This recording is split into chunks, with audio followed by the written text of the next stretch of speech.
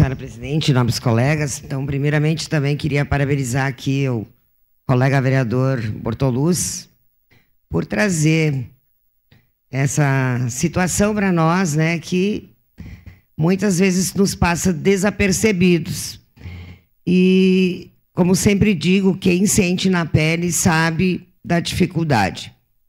A Aline falava aqui, a gente se emocionava, mas eu também sou mãe, Aline, e eu sempre digo que quando os filhos nascem, a primeira pergunta a gente faz para o médico é se o filho está bem, né? Não é se a gente vai ficar bem, mas sim se o filho está bem.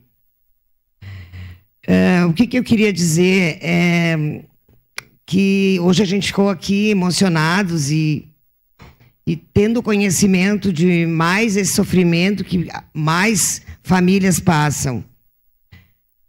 Que não ficasse só no hoje, né, senhora presidente, que a gente pudesse seguir adiante com esta luta.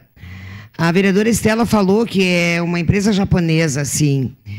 Então, eu falei agora com a Francisca também, ela disse que a irmã dela, a Drica, também já está sabendo para poder conversar lá em Brasília, mas acredito que sendo uma empresa japonesa, tem que ser acionado aí o Ministério das Relações Exteriores.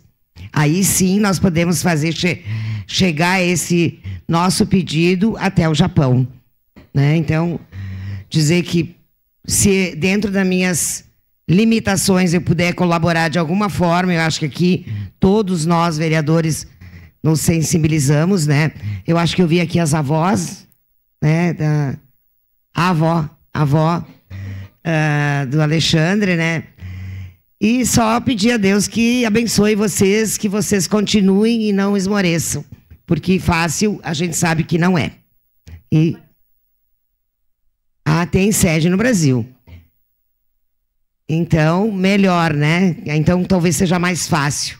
Mas, se precisar da gente, que a gente também entre em contato com algum deputado federal, por favor, nos informe que a gente fará esse trabalho também. Era isso, senhora presidente.